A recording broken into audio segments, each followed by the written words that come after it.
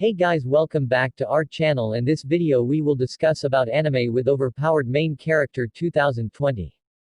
Number 1 Tower of God, Kami no 2.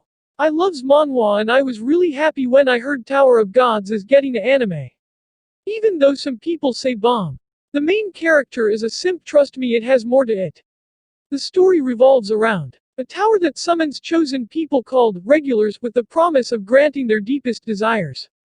Whether it be wealth, fame, authority, or something that surpasses them all, everything awaits those who reach the top. 25th Bam is a boy who had only known a dark cave, a dirty cloth, and an unreachable light his entire life. So when a girl named Rachel, I hate her, came to him through the light, his entire world changed. Becoming close friends with Rachel, he learned various things about the outside world from her. But when Rachel says she must leave him to climb the tower, his world shatters around him. Vowing to follow after her no matter what it takes, he sets his sight on the tower, and a miracle occurs. Thus begins the journey of Bam, a young boy who was not chosen by the tower but opened its gates by himself. They call his kind irregulars, beings that have shaken the very foundation of the tower each time they set foot inside it.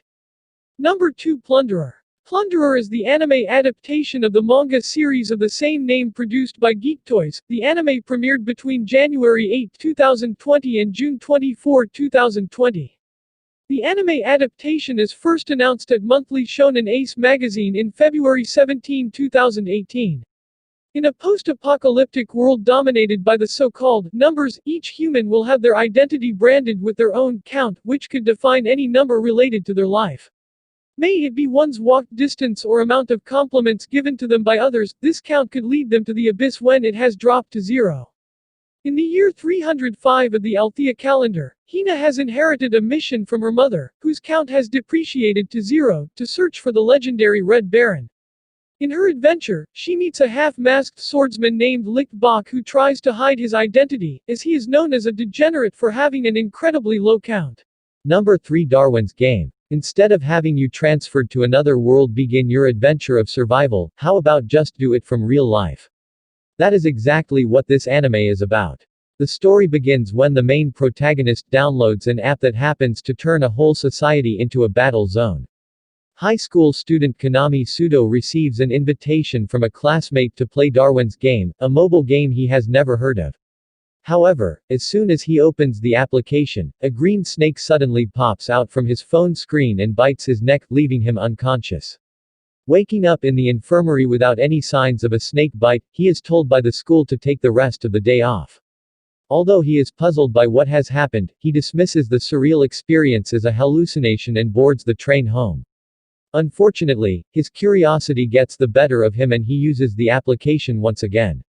As the application appears to be just like any other battle game, Konami breathes out a sigh of relief and decides to start his first match. However, the pleasant surprise is short-lived, as his in-game opponent unexpectedly appears right in front of him and attempts to hunt him down with a knife.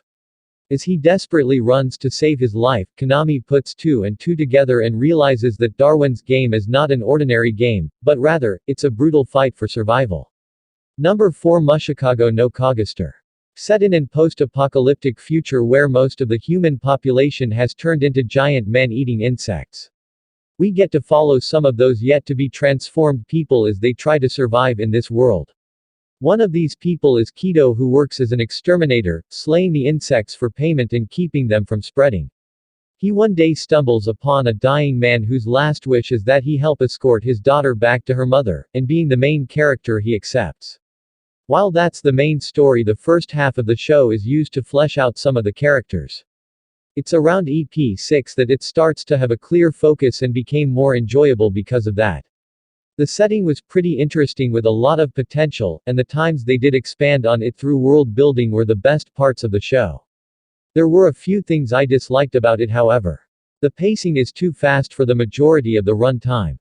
Number 5 Kyoko Suiri. Hidden in plain sight, spirits known as yokai inhabit the world. While most are benign, a certain subset threatens the tenuous peace between yokai and humanity.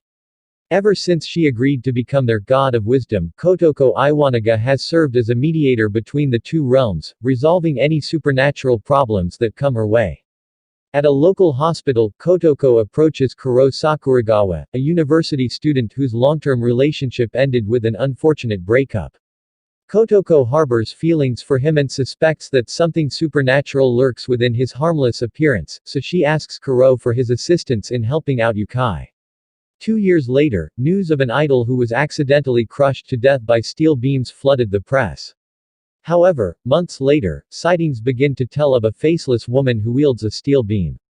As is the case for any supernatural problem, Kotoko and her partner set out to stop this spirit from wreaking havoc, but this case may prove to be far more sinister and personal than they could have ever thought.